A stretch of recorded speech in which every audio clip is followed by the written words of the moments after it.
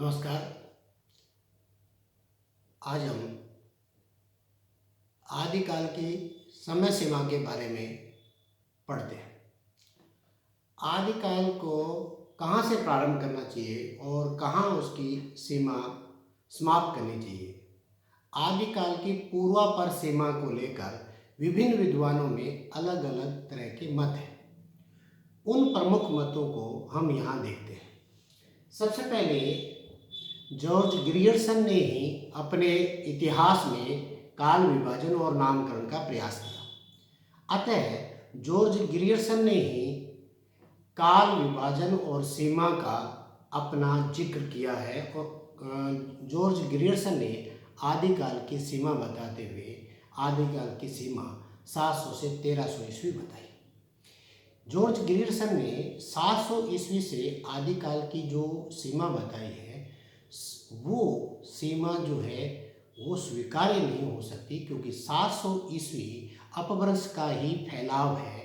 अतः हम इस प्रारंभ की सीमा से सरोकार नहीं रख सकते। ऐसे ही 1300 ईस्वी जो आदिकाल की अंतिम सीमा है वह भी जॉर्ज ग्रियर्सन उसका कोई आधार नहीं दे सके। उसके बाद मिस्र बंधुओं ने अपने इतिहास ग्रंथ मिस्र बंधु विनोद में आदिकाल की पूर्वापर सीमा संवत 700 से 1444 विक्रमी बताई। मिस्र बंधुओं ने आदिकाल के प्रारंभिक काल नाम रखते हुए दो भाग किए, पूर्वारंभिक और उत्तरारंभिक। दोनों भागों की सीमा जो है यहाँ तक निर्धारित कर दी। संवत 700 का अर्थ तो और भी आगे चला जाता है। अतः हम कह सकते हैं कि मिस्र बंधु जो है वो अपभ्रंश के अंदर और आगे चले गए हैं। अतः प्रारंभ की सीमा जो संवत 700 है, जो 643 ईस्वी बैठती है, उसे किसी भी सूरत में अपभ्रंश का प्रारंभ बिंदु, हिंदी का प्रारंभ बिंदु नहीं माना जा सकता।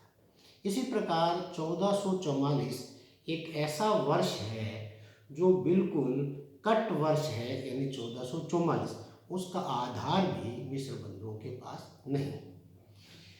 आचार्य रामचंद्र शुक्ल ने अपने इतिहास ग्रंथ हिंदी साहित्य के इतिहास में संवत 1050 से 1375 विक्रमी आदिकाल की समय सीमा बताई। उन्होंने कहा कि संवत 1050 में मुंज और भोज परमार जो थे, उनमें से मुंज जो थे, राजा मुंज, वो अपना राज्याभिषेक करवाया था और मुंज के दरबार में कोई कवि थे, वो हिंदी के कवि थे। अतः 1050 संवत से ही हिंदी का प्रारंभ माना जाना चाहिए। अब जो कवि थे उनकी तो सीमा उन्होंने समय सीमा बताई नहीं, और मुंज का राज्याभिषेक उन्होंने बताया है, जिनके हिंदी कविता के बारे में उन्होंने कोई जिक्र नहीं किया। ऐसी अवस्था में इस सीमा को माना नहीं जा सकता। दूसरा, उन्होंने इस सीमा को बताते हुए बहुत देर कर दी है। हिंदी की कविता इससे पहले प्रारंभ हो गई। डॉक्टर राम कुमार वर्मा ने संवत 750 से 1375 तक इस सीमा को निर्धारित किया है। संवत 750 भी अपभ्रंश का फैलाव ही बताता है, अपभ्रंश का विस्तार ही बताता है।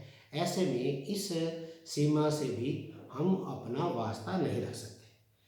1375 रामचंद्र शुक्ल की ही मान्यताओं को राम कुमार वर्मा ने मान लिया है। अतः जो बात रामचंद्र शुक्ल पे लागू होती है वही वर्मा जी पर भी लागू होती है। राहुल सांकृत्यायन ने 769 से 1300 ईस्वी तक अपने आदिकाल की समय सीमा बताई है। 769 ईस्वी उन्होंने सरप्पा का समय माना है और 1300 ईस्वी में आदिकाल की समय सीमा समाप्त मानी है। 769 की समय सीमा को हम स्वीकार करते हैं, परंतु 1300 ईस्वी उन्होंने किस आधार पर बताया है, हम इस पर विचार करें तो कोई उत्तर नहीं पाते हैं।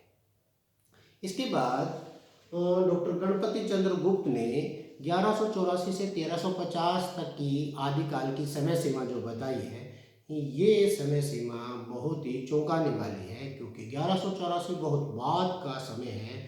इस समय तो आदिकाल का मध्य का भाग आ चुका है।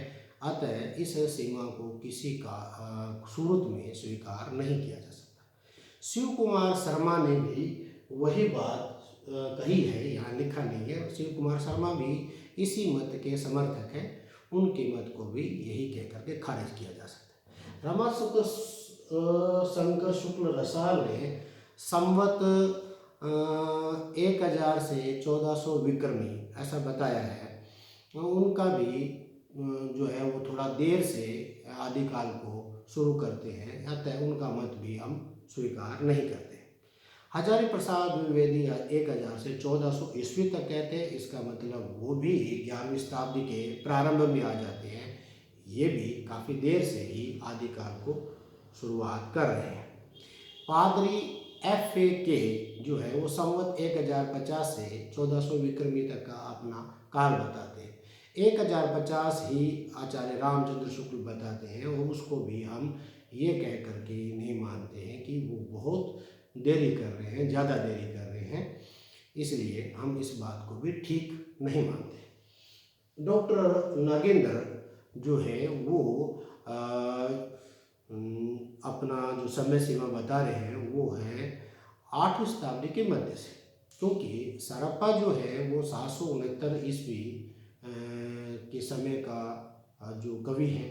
अब 769 ईस्वी में ही उन्होंने कविता कर दी है या नहीं की है, तो 769 से 2, 4, 5, 10 वर्ष आगे भी हो सकते हैं, बाद में भी हो सकते हैं। अतः किसी एक वर्ष से हम निर्धारित नहीं कर सकते, इसलिए 8वीं शताब्दी का मध्य मानने से वो सारी आपत्तियाँ उनका निराकरण हो जाता है।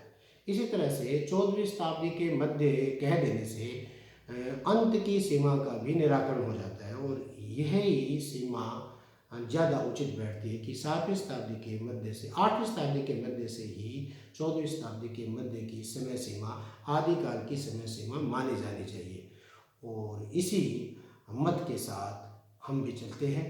तो डॉक्टर नगेंद्र की जो मान्यता है, इसी मान्यता का हम समर्थन करते हैं। नमस्कार।